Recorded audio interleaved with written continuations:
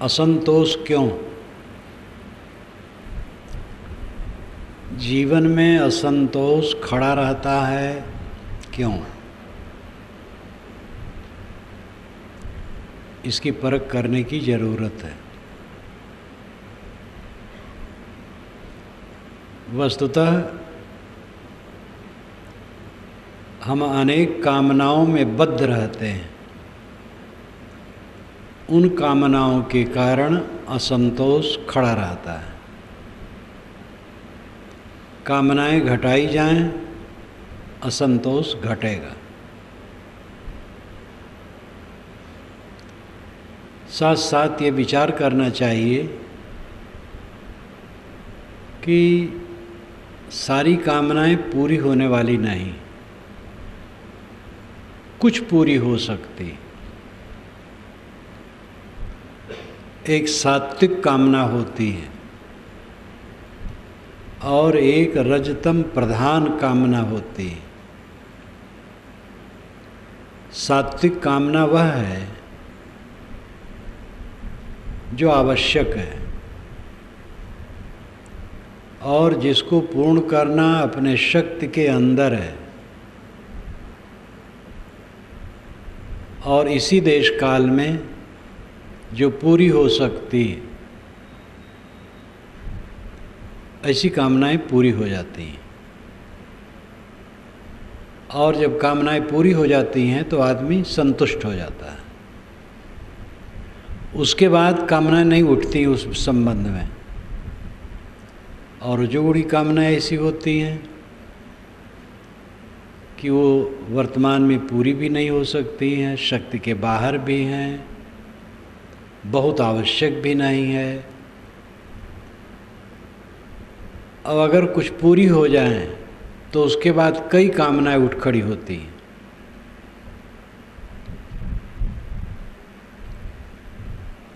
और ऐसी कामनाओं के चक्कर में आदमी सदैव जलता रहता है। जीवन में कामनाओं की ज़रूरत है। कुछ प्रोग्राम करने की योजना ज़रूरत है, लेकिन तो ये विवेक करना चाहिए कि वो हमारी शक्ति के अंदर है कि नहीं है, और उसकी क्या बड़ी आवश्यकता है, और हमारी शक्ति के अंदर है और इसी देश काल में हम कर सकते हैं। ये सब सोचना चाहिए। आवश्यक है, इसी देश काल में हम पूरा कर सकते हैं, वो कामना ठीक है। आदमी जीवन में बिल्कुल निष्काम नहीं हो सकता है, काम करना पड़ेगा। निष्काम होना एक अलग अर्थ रखता है। कामना करते हुए भी निष्काम हुआ जाता है। खाने की कामना है, निष्काम होकर। मकान की ज़रूरत है और पैसा है और सब साधन है, वो कामना पूरी हो जाएगी, बना लिया जाए। और ऐसी कामना, इतना लंबा चौड़ा मकान जिसके लिए अपने पास सामर्थ्य नहीं है, तो उसमें उलझन होगी।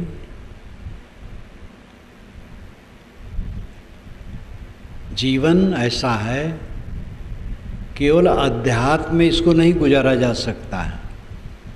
व्यवहार सामने है सबके,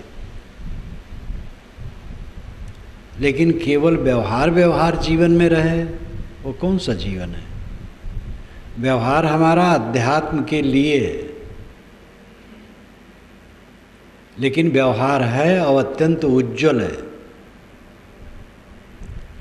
मतलब चाँद सूरज की तरह साफ है, उसको ओझल नहीं किया जा सकता है, नज़रअंदाज नहीं किया जा सकता है। बस विवेक पूर्वक उसका प्रयोग होना चाहिए। आदमी आवश्यक वस्तुओं के अभाव में कम दुखी है, बेसमझी से और मन की लालसाएं बढ़ा करके दुखी। कुछ लोग हैं आज के ज़माने में भी कुछ लोग हैं कि जो आवश्यक वस्तुओं के अभाव से दुखी है। भारत काफ़ी उन्नत हुआ है, विदेश के लोग भी झुकने लगे हैं। अमेरिका और इंग्लैंड ये दोनों भारत के महत्व को आंकने लगे हैं। यहाँ का विकास लोगों के नज़रों में चढ़ गया है। इतना होने पर भी यहाँ अभी बहुत से ऐसे लोग हैं जो सामान्य गुजर बसर की चीज़ों के अभाव से भी दुखी हैं। लेकिन बाकी लोग जिनके पास खाने पीने की चीज़ें हैं क्यों दुखी हैं? लेकिन वो बहुत दुखी हैं। ये दुख की दवाई क्या है? अच्छी समझ और प्रयोग।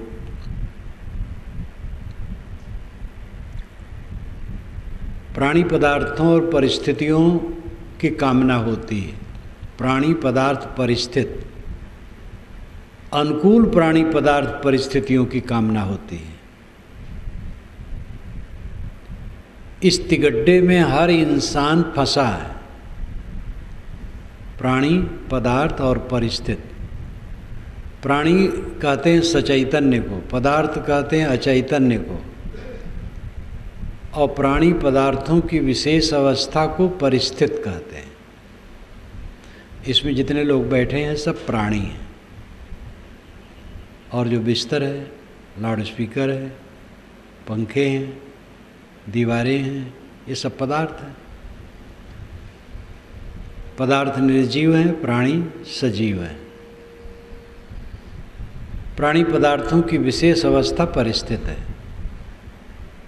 अभी कुछ मिनट के पूर्व यहाँ से बहुत से लोग उठ गए थे, तो यहाँ की परिस्थिति भिन्न हो गई थी। आ गए, फिर परिस्थिति भिन्न हो गई। अभी जो परिस्थिति है कुछ मिनट के बाद भिन्न हो जाएगी। परिस्थितियाँ बदलती,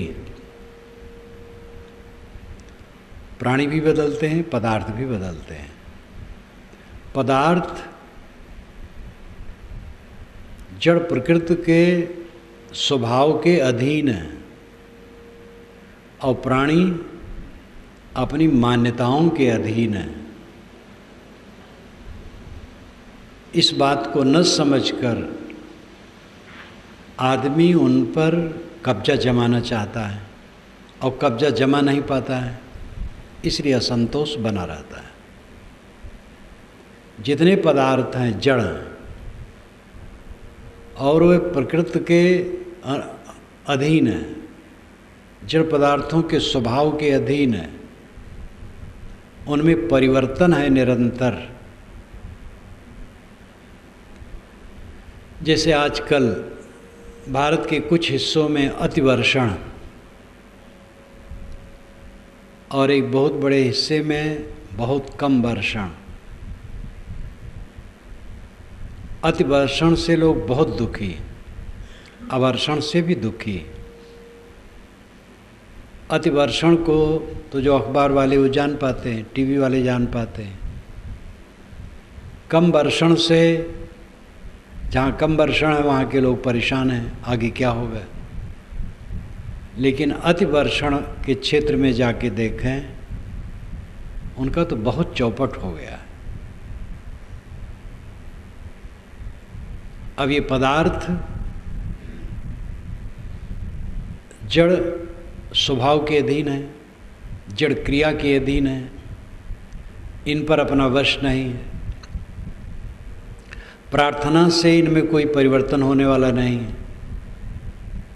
लेकिन आज के इस विज्ञान युग में भी पानी बरसाने के लिए लोग प्रार्थना करते हैं, हवन करते हैं, इबादत करते हैं, कई प्रकार की पूजाएं करते हैं। समझ नहीं, सूरत में बाढ़ आई, डैम का पानी खोला गया। कहते हैं 5 फीट पानी चढ़ा, 10, 15, 25 तक चढ़ा। तीसरा तल्ला भी डूबा। चाहे वहाँ कितना कोई प्रार्थना करता वरुण देवता की, कोई मतलब नहीं था।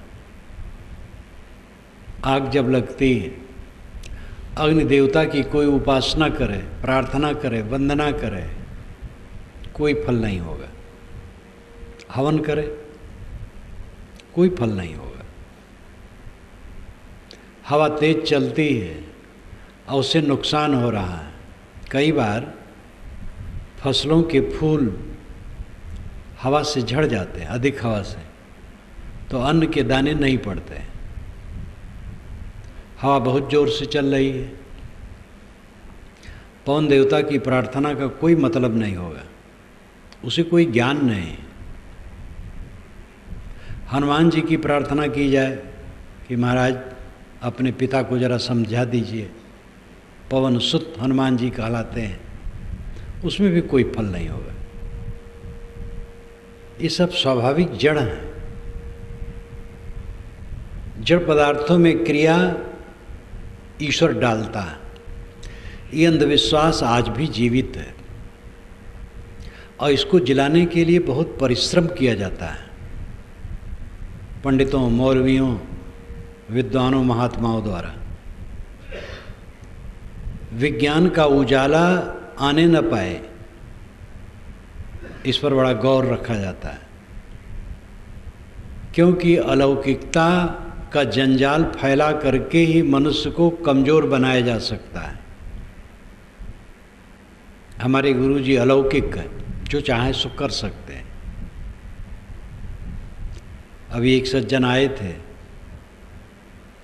तो हमारे एक साधु से कहे कि हमारे गुरुजी तो ऐसे हैं, सूरज से कह दें तो वहीं खड़ा हो जाएगा वो।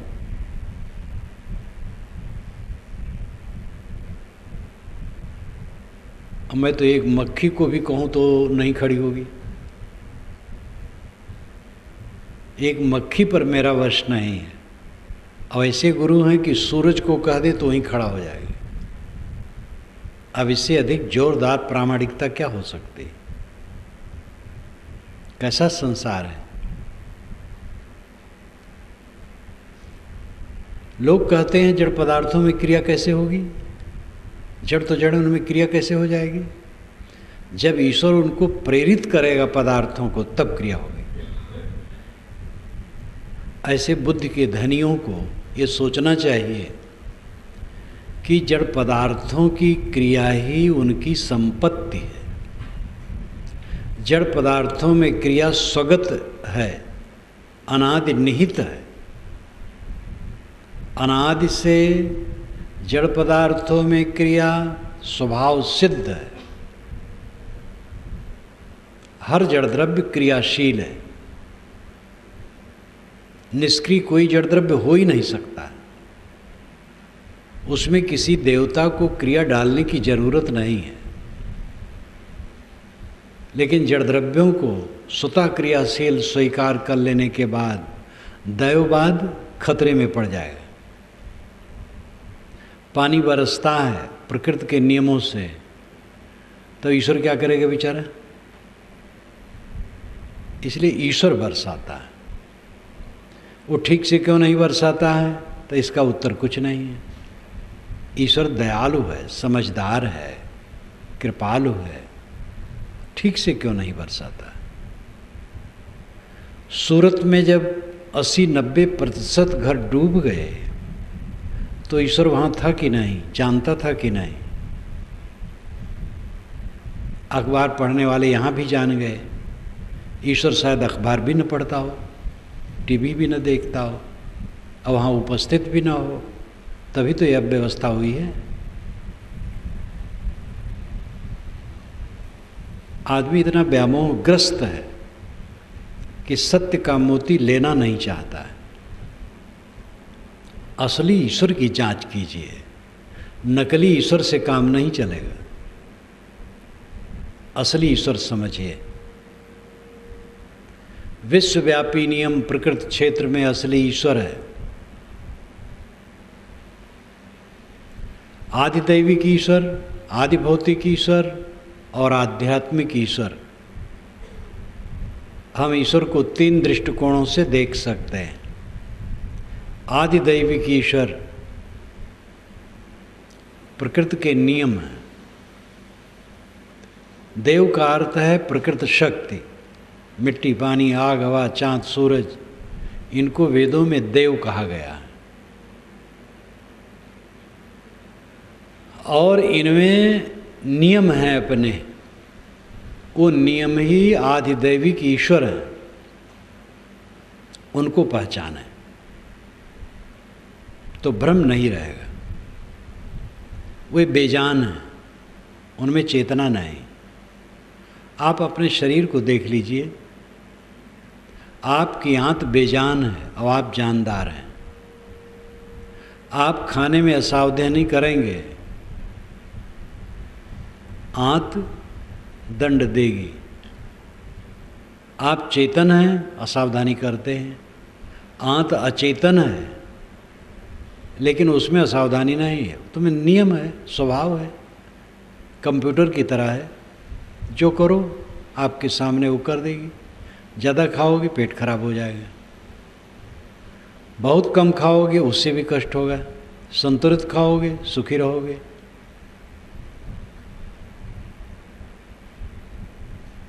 इस तथ्य को समझने की आवश्यकता है। प्रकृति के नियमों को समझें। प्रकृति के नियम आदिदैविक ईश्वर है और आदिभौतिक ईश्वर प्राणियों का समूह है। भूत नाम प्राणी। आदि कहते आधार को। आदिभौतिक, भूत जिसका आधार हो वो आदिभौतिक है। भूत नाम प्राणी। भूत के कई अर्थ होते हैं। भूत का अर्थ जड़ तत्व भी है, मिट्टी, पानी, आग, हवा। भूत का अर्थ बीता समय है। भूत का अर्थ सत्य है। सत्य को भी भूत कहते हैं। तादात्मता को भी भूत कहते हैं। ब्रह्म भूत हो गए यानी ब्रह्मलीन हो गए। भूत, भूत प्रेत को भी कहते हैं जो काल्पनिक हैं। भूत के कई अर्थ होते हैं, लेकिन यहाँ भूत का अर्थ है प्राणी, देहधारी प्राणी।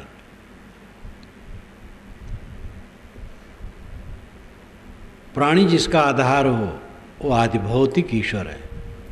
ये प्राणियों का समूह आदिभौतिक ईश्वर है। प्राणियों के समूह को ईश्वर समझें, किसी प्राणी को कष्ट न दे। आध्यात्मिक ईश्वर आत्मा है जो स्वयं ज्ञाता, बोद्धा है, दृष्टा है, आपका स्वरूप है। इस वास्तविकता को समझें। एक जादूगर ईश्वर कहीं बैठा है, प्रार्थना करो सब काम बना देगा, इस धोखे में मत बिताओ। ऐसे जादूगर ईश्वर के लिए बड़ी वकालत है। और ऐसे ईश्वर को मानने वाले ही एक दूसरे को नास्तिक, काफिर, बेदीन, नापाक, नरकगामी, भवसागर में भटकने वाले हजारों हजारों वर्षों से कहते आ रहे हैं। और ऐसा ईश्वर उन सबका समाधान नहीं कर पा रहा है आज तक कि तुम क्या बक रहे हो। तो ऐसे ईश्वर की कल्पना, इसमें इतनी हृदयहीनता आती है कि दूसरे को नास्तिक कहे बिना चैन नहीं है। हर कट्टर ईश्वरवादी दूसरे मत वाले को नास्तिक कहेगा, आस्तिक नहीं कह सकता है। लेकिन जो सत्य ईश्वर को समझता है वो किसी को नास्तिक नहीं कह सकता। दुनिया में एक व्यक्ति भी नास्तिक नहीं। नैतिकता को सब मानते हैं। तो जड़ पदार्थ अपने नियमों के अधीन है उन पर आप अधिकार नहीं कर सकते। जैसे अभी आभूषण है, अब इसको लेकर के कोई रोए तो कोई फायदा नहीं। अपना काम कीजिए, बरस देगा, काम हो जाएगा, नहीं भी बरसेगा तब भी हो जाएगा। अनेक सूखा, अनेक दाहा आया है और गया है, अब उसका ख्याल भी नहीं होता है। जिसमें अपना वश नहीं है उसको लेकर के पीड़ित होने से क्या होगा? जो करने योग्य वो काम करो। अंग्रेज गवर्नमेंट के ज़माने का सूखा देखा गया है, और कठोर सूखा, भयंकर सूखा। तब इतना प्रबंध कहाँ था? सरकार तकावी देती थी, कुछ पैसे, एक एक किसान को अधिक से अधिक 40 रुपये, 50 रुपये, किसी किसी को 100 रुपये, इससे ज़्यादा नहीं। और मोटा अन्न वो भी सस्ता रहता था, गुजर बसर हो जाता था। दिमाग पर जोर डालने से उसकी याद आती है,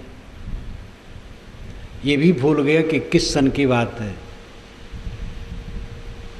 भारत आज़ाद होने के बाद कई बार सूखा पड़ा, और तब भी अन्न कम था, विदेश से आता था, वो सब भाग गया। अब तो अन्न खूब हो गया। अगर ऐसी घटना घटती है, व्यवस्था में कमजोरी के कारण भले हो, नहीं तो अन्न की कमी भारत में नहीं। हो जाएगा गुजर, फिर पानी बरसेगा, फिर होगा। इतनी नहरें हो गई, इतनी व्यवस्था हो गई, पंपिंग सेट हो गए, बोरिंगें हो गई, उसमें भी काफ़ी कवर कर लेगा। जो करने योग्य वो करना चाहिए, चिंतित होने से क्या फ़ायदा होगा।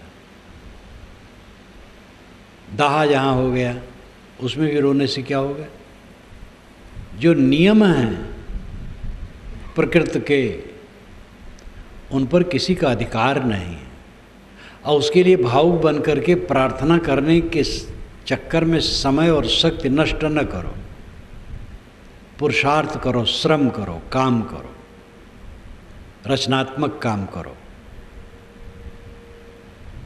पदार्थ जड़ पदार्थों के नियमों के अधीन है, उन पर आपकी सुव्यवस्था नहीं। इस चीज़ को समझें।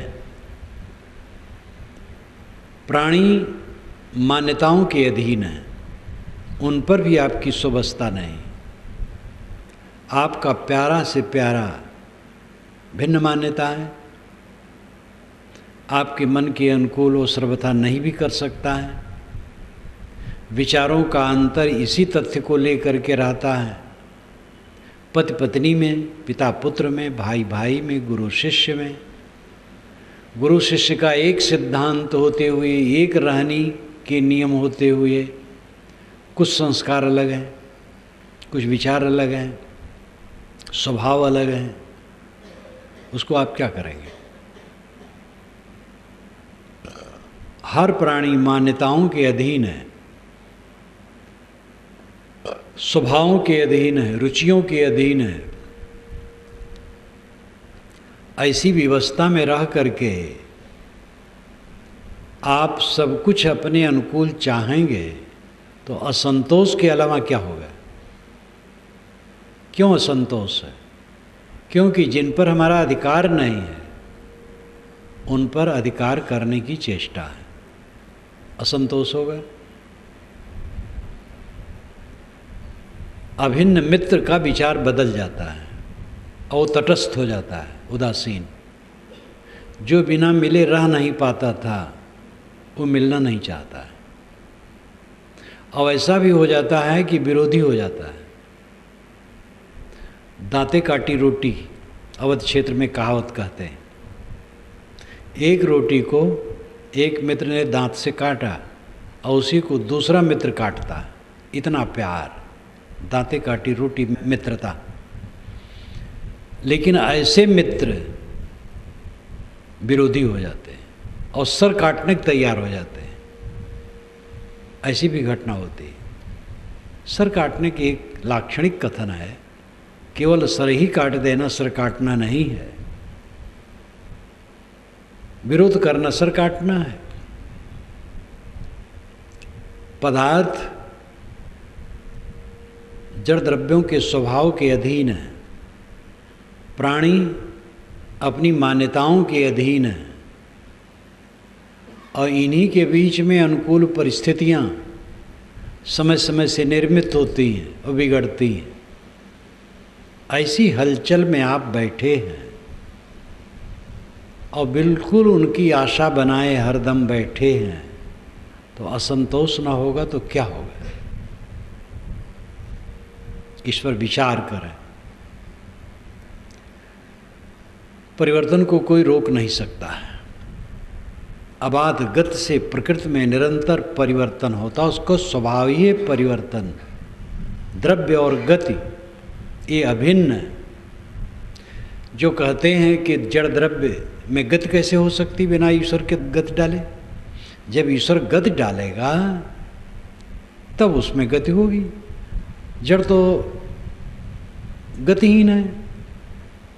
ये जो हवा इस समय पूर्वी चल रही है, बंगाल तरफ से ईश्वर ढकेल रहा है, और जब पश्चिमी चलने लगेगी तो पंजाब चला गया होगा, ईश्वर वहाँ से ढकेलेगा। इतनी अकल आज जमाने में भी जो न रख है, क्या समझदार है? हवा चलने के अपने नियम हैं, उनके अपने दाब हैं, उससे हवा के रुख में परिवर्तन होता है। कोई देवता नहीं चलाता है। ज्वालामुखी फूट करके जहाँ निरंतर आग उगल रही है ज्वालामुखी, वो कोई देवता नहीं उगल रहा है। प्रकृति के नियमों को हमें समझना चाहिए। ज्ञान के बिना भी दुख है, अज्ञान से, और फिर हमारा प्रलोभन, मिथ्या विश्वास, वो हमें कष्ट देता है। प्राणी पदार्थों से सुख पाने की जो लालसा है, असंतोष का कारण है। प्राणी पदार्थों में व्यवहार करना चाहिए। जो प्राणी पदार्थ मिलते हैं उसमें हमें व्यवहार करना चाहिए, विवेक युक्त देख करके बर्ताव करना चाहिए। उनसे कामना नहीं करनी चाहिए। जो आपको आवश्यक है वो स्वयं होगा। आप परिवार या समाज में हैं, अब अपनी योग्यता और शक्ति के अनुसार श्रम कीजिए, सेवा कीजिए, भोजन अपने आप आपको मिल जाएगा। हम लोग इतने लोग बैठे हैं, सब भोजन थोड़े बनाते हैं और सब भोजन खाते हैं और कुछ करते हैं। यहाँ तो मानो आगंतुक आए हैं कुछ दिन के लिए, ध्यान के लिए, लेकिन जो यहाँ रोज रहते हैं तो सब भोजन तो नहीं बनाते हैं और सब भोजन करते हैं। सब सफाई तो नहीं करते हैं, लेकिन सफाई का लाभ सबको मिलता है। सब पुस्तक तो नहीं लिखते हैं, लेकिन पुस्तक बाँचने का लाभ सबको मिलता है। तो ये सहयोग है एक दूसरे का। आप अपनी श्रेणी, योग्यता, शक्ति के अनुसार काम करते रहिए, गुजर बसर होता रहेगा। लेकिन जो चौधराना गांठने की चेष्टा है, मलकई, बड़े हम हैं, हमें लोग बड़ा माने, और जो हम कहें वही करें, उसमें कोई विचार भी न चाहे कि और कोई कुछ सोच ले, और जैसे हम कहें तैसे सब उठे बैठें, हमारी उंगली पर नाचें, सारी सुविधाएं हमें मिलें, ये तृष्णा कभी संतोष लेने नहीं देगी। एक छोटा बच्चा भी, उसको भी अभिमान है अपने आप का। यहाँ छोटा बड़ा कौन है? मर्यादाएं हैं, उम्र की मर्यादा और पद की भी मर्यादा।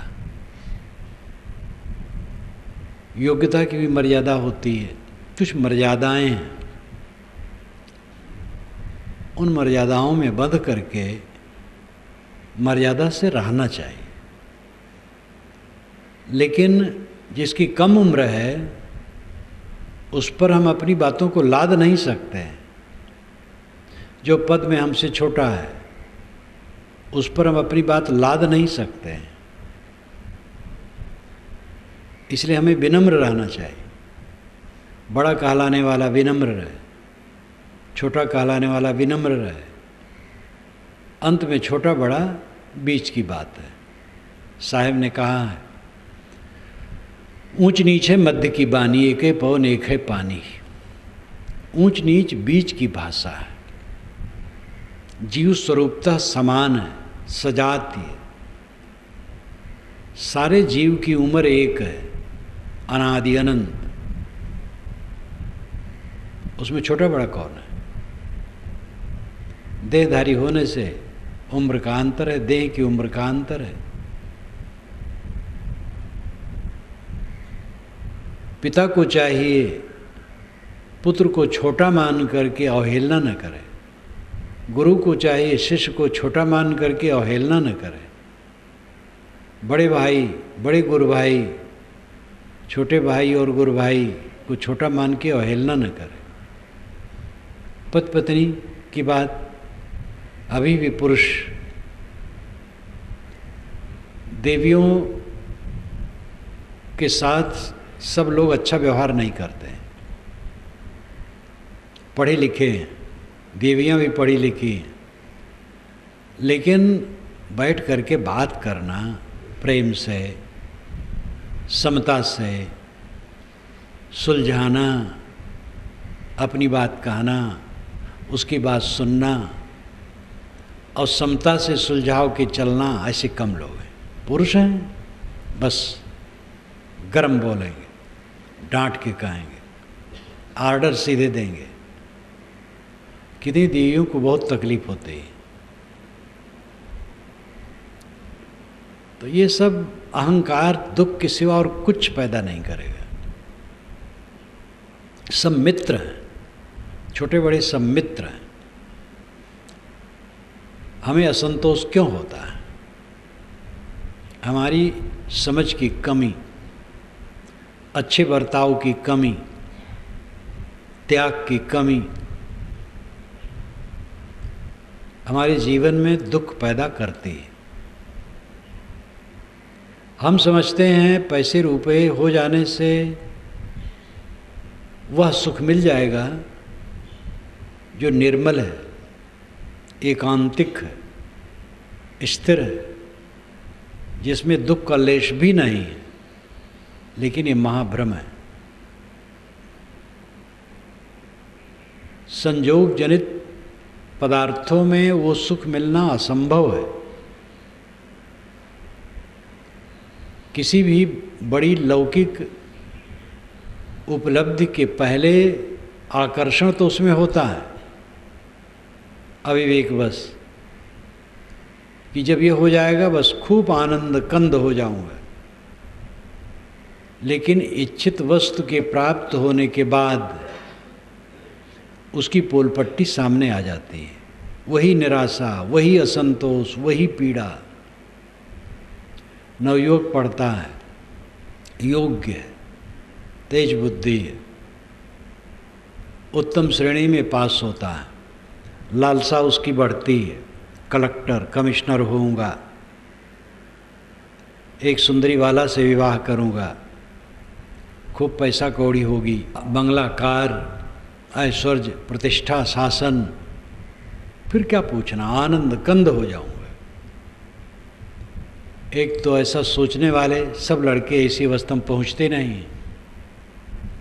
कहीं छोटी मोटी नौकरी मिल गई, कहीं 200-400 किलोमीटर दूर फेंक दिए गए, एक छोटा सा कमरा ले करके किराया रह रहे हैं, पका खा रहे हैं, या कहीं होटल में जाके खा आते हैं, किसी प्रकार निभा रहे हैं। कुछ लोग कलेक्टर कमिश्नर भी हो जाते हैं, लेकिन कलेक्टर कमिश्नर से जाके पूछो कितने सुखी।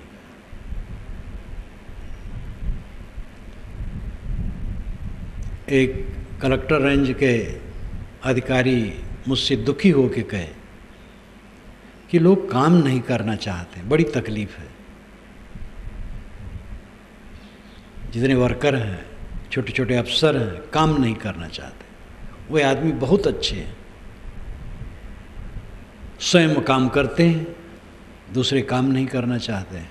उनकी वेदना को मैंने कई बार देखा, कई बार वो मिले तो एक ही पीड़ा बतावें, तनख्वाह तो बढ़ गई है, काम घट गया है। सरकारी नौकरी पा जाने पर तो लोग समझते हैं पेंशन है, पेंशन मिल गई अब। तो ये दुर्भाग्यपूर्ण है। असंतोष उपलब्धियों के बाद ज्यों का त्यों बना रहता है।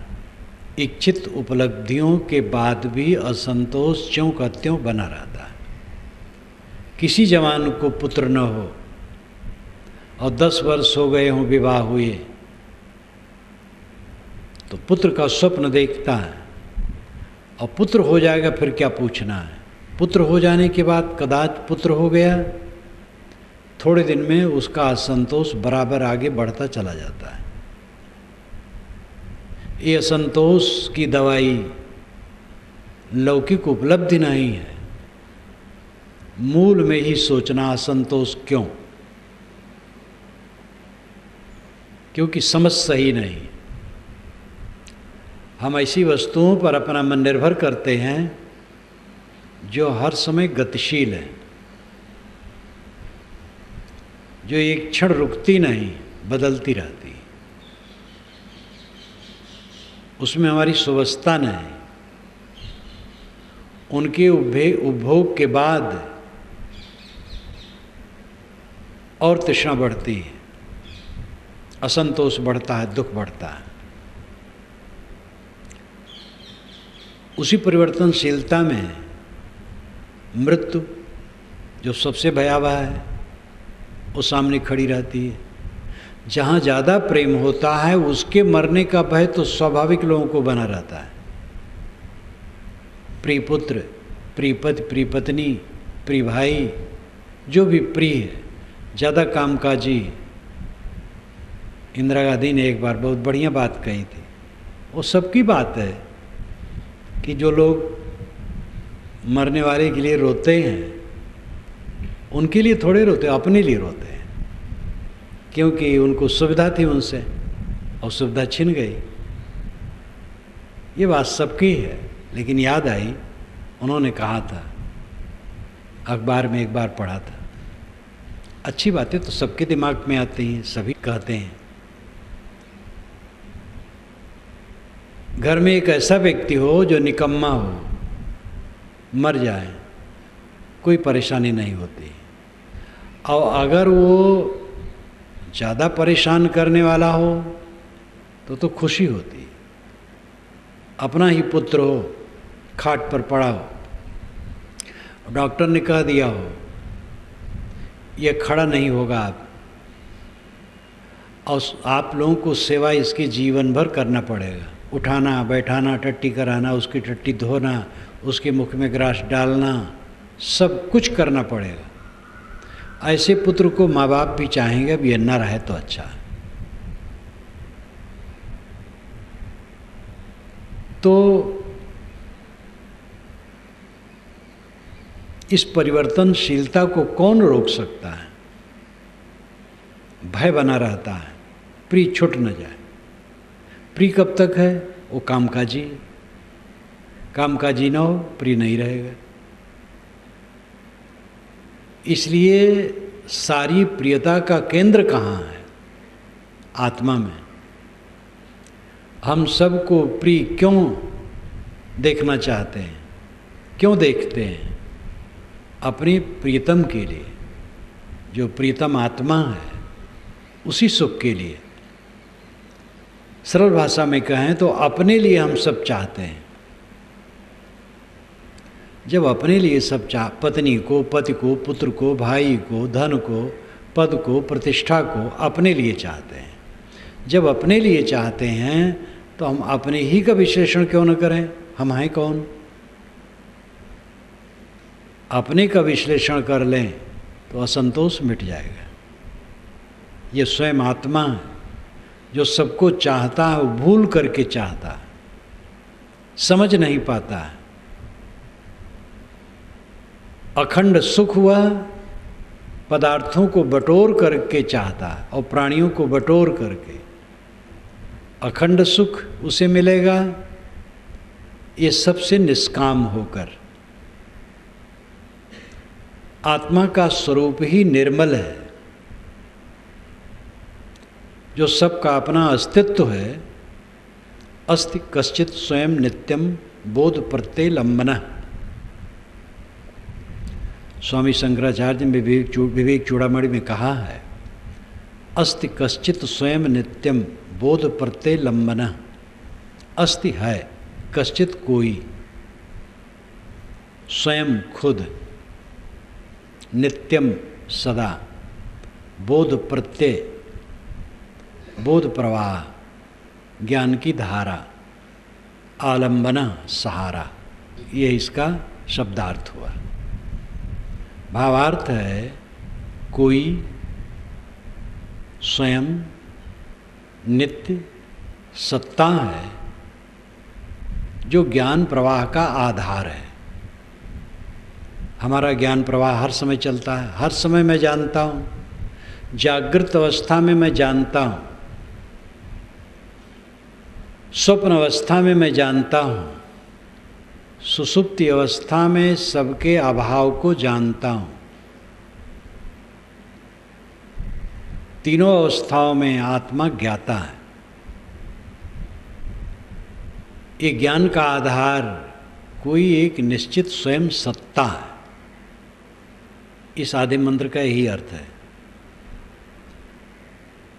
काम भर के सारे शब्द स्वामी जी ने इसमें दिया है। अस्ति है कश्चित कोई, स्वयं खुद, नित्यम सदा। कोई नित्य स्वयं सत्ता है जो ज्ञान का आधार है। वो कौन है? वही आप है।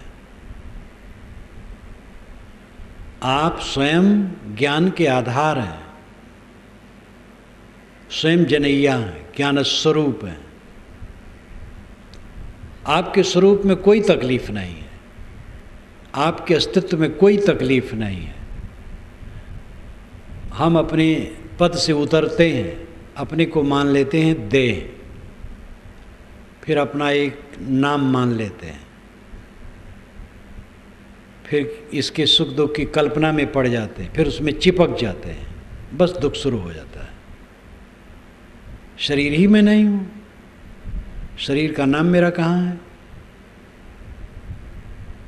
नाम रूप झूठे। शरीर की यात्रा चलती रहेगी, चिंता मत करो, इसके नाम रूप झूठे हैं। मेरा स्वरूप तो बिल्कुल निर्मल है, शुद्ध है, नर नारायण रूप है, तू जन जाने दे। ये कबीर साहब की आदि साखी। स्वामी शंकर का आधा श्लोक मैंने कहा था, ये कबीर साहब की आदि साखी है। नर नारायण रूप है, तू जन जाने दे। तू नारायण है, दे नहीं, अपने को समझ। आप में दुख का लेश भी नहीं है। सबको अपने आत्मा का ठीक से परिचय करना चाहिए। आत्मज्ञान अध्यात्म के क्षेत्र में मुख्य विषय है। आत्मज्ञान, अपने को पहचानना। जो अपने को ठीक से पहचान लेगा वह समझ लेगा कि दुख नाम की चीज़ मेरे अस्तित्व में कहीं नहीं।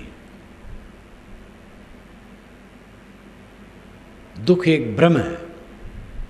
दुख क्या? सुख की कल्पना करके दुख पैदा होता है। अनादिकाल से स्वरूप के अज्ञान से विषयों में आसक्ति हो गई है, इसलिए विषयों में सुख की कल्पना है और उसको पाने के लिए हाथ पैर मारते रहते हैं और मिलती नहीं ये चीज़। सामान्य को नहीं, बड़े बड़े धनियों को नहीं मिलती। एक बार ऐसी छोटी सभा में गया था जहाँ करोड़पति लोग थे, 50-60 लोग रहे होंगे, डाबर, भंडारी, कोठारी, मारवाड़ियों के जो सरनेम होते हैं। किसी के चेहरे पर रौनक नहीं थी। और बात याद आई, गत बरस जब कलकत्ता से मैं लौटा था तो कई लड़के बंगाल के यहाँ कॉलेज में पढ़ते हैं, वो उसी में उनका रिजर्वेशन था। एक लड़के का तो मेरे सामने था, उसका मित्र सामने आके बैठ गया, ज़्यादा संवेदनशील था।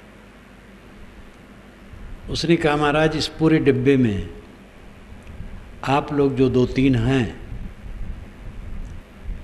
इनके समान मैं किसी को प्रसन्न नहीं देखता हूँ पूरे डिब्बे में। हमने कहा, भाई ये तो आप समझे कुछ। कहे, आप लोग जितना प्रसन्न देखते हैं कोई नहीं दिख रहा, क्या कारण है? अब वो ऐसा रहा होगा, विचारक, चिंतक, सोचता होगा, परखता होगा। हम क्यों हरदम उदास बने रहते, दुखी बने रहते हैं? प्राणी पदार्थों की मान्यताओं का दाब हमारे दिमाग पर बना रहता है, इसलिए हरदम खिन्न, दुखी, असंतुष्ट। क्या हो जाएगा?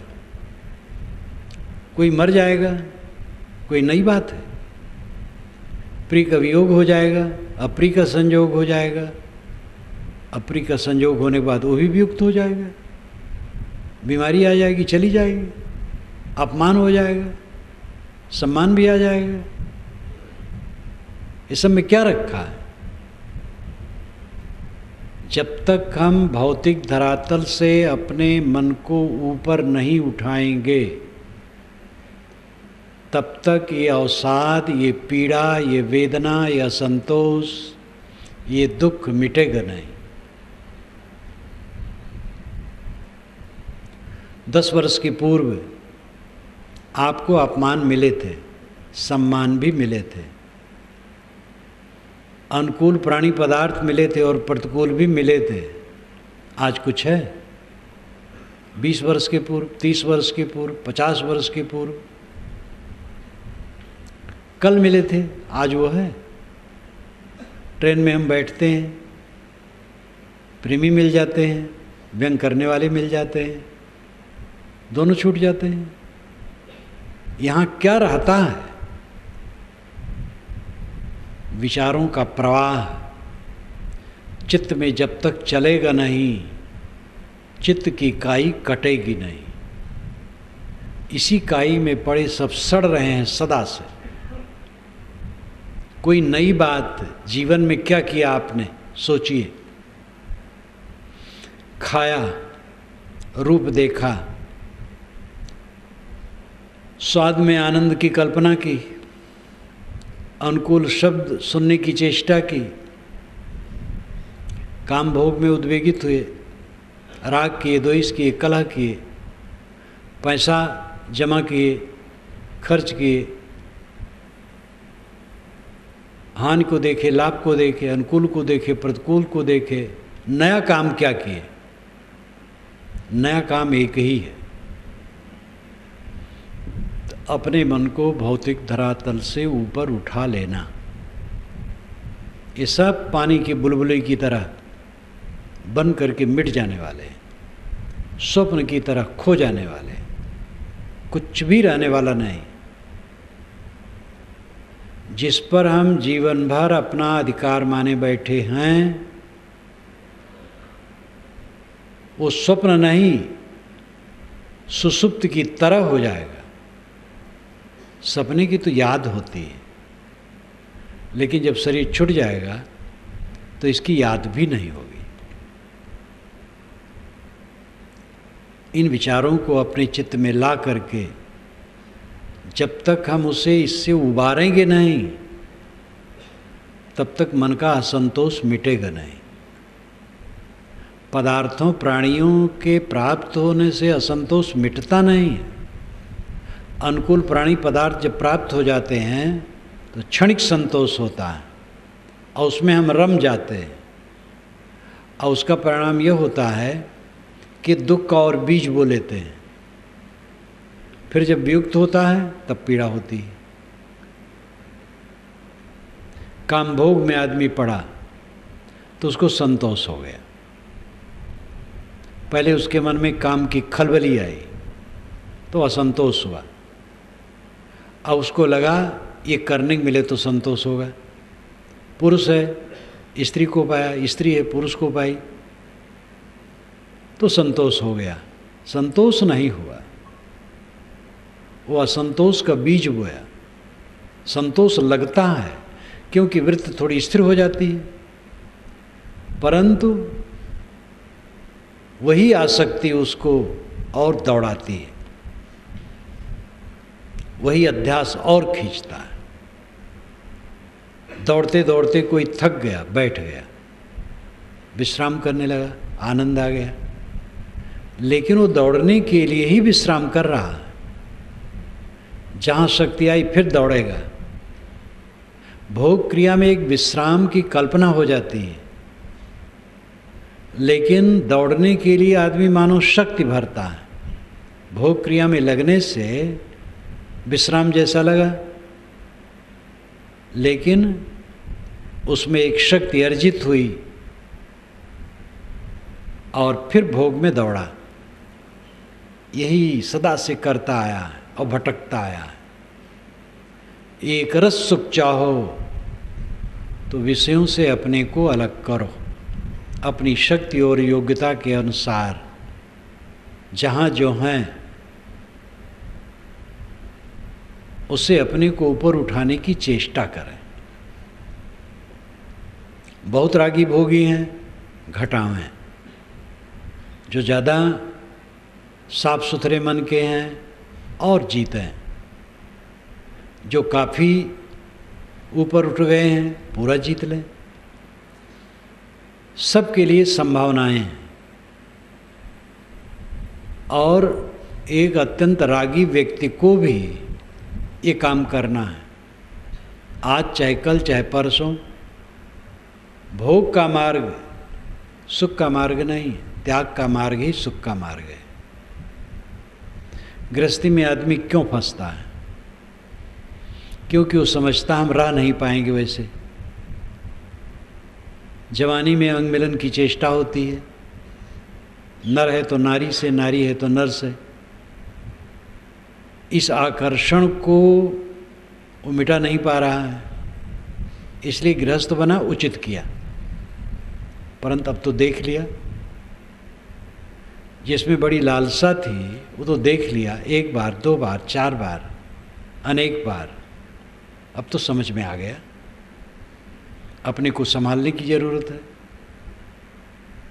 लेकिन वो धारा में बहने लगता है, क्या पाए उसमें? अपने को छीड़ किए, उद्वेगित किए, मलिन किए, पश्चाताप में डूबे, क्या पाए? ऐसे चुपचाप रहते कितना अच्छा रहा। आप कल्पना करो, जिस समय आपके मन में काम वासना नहीं होती, आपका क्या नुकसान होता है? सुखी रहते हैं। जब काम वासना आई, मन उद्वेगित हो गया, क्या फायदा हुआ? उद्वेगित हुआ, उस उद्वेग में आनंद आया, पीछे पछताए। ये अनुभव की बात है। आदमी को अपनी ही क्रियाओं से सीखना चाहिए। ऐसे हर बात में, खाने में, मान बढ़ाई में, पद प्रतिष्ठा में, किसी चीज़ में जो हमारी ललक होती है, आकर्षण होता है जड़ दृश्य के प्रति, इसी से निरंतर असंतोष बना रहता है। असंतोष का कारण हम समझते हैं कि चीज़ें नहीं मिली। जितनी चीज़ें मिलती 1000 गुना ज़्यादा मिल जाए तो लाख गुना असंतोष बढ़ जाएगा। बिना विवेक के कभी संतोष नहीं हो सकता है। भोग से संतोष कहीं होता है, भोग से संतोष का आभास होता है, भ्रम होता है। त्याग से ही संतोष होता है, हट करके ही संतोष हो सकता है। अपने को पहचानो। आपका स्वरूप निर्मल है, शुद्ध चेतन है। ध्यान की गहराई में पहुंच करके ही आत्मा का अनुभव होता है। ध्यान की गहराई में पहुंचने वाला अनुभव करता है, देह अलग है, मैं अलग हूँ और सारे बंधनों से मैं मुक्त हूँ। जब तक उस गहराई में न पहुँचे परिश्रम करना चाहिए, घबराना नहीं चाहिए। 10 बार भूल हो 11वें बार सावधान, 100 बार भूल हो 101वें बार सावधान।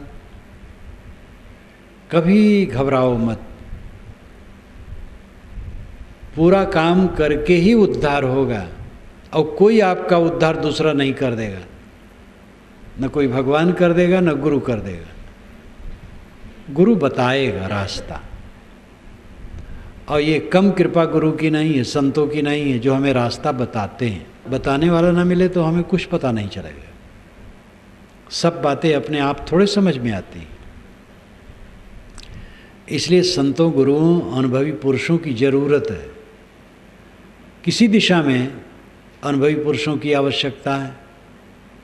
हमें चटाई बीनना है तो जो चटाई बीनने में माहिर है उससे सीखना पड़ेगा। इसलिए आधार की ज़रूरत है।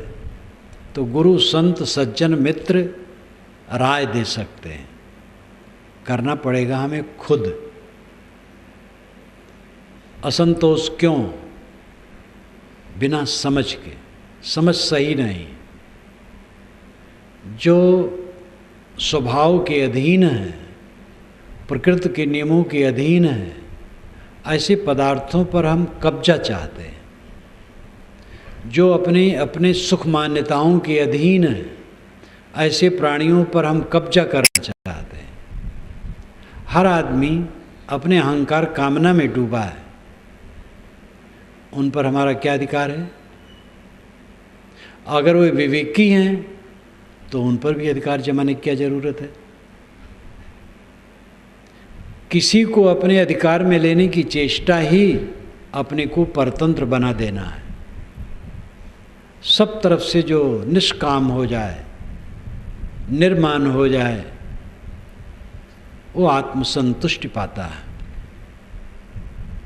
आध्यात्मिक साधना का रास्ता यही है। योग क्या कहलाता है? दुखों के संयोग का वियोग कर देना।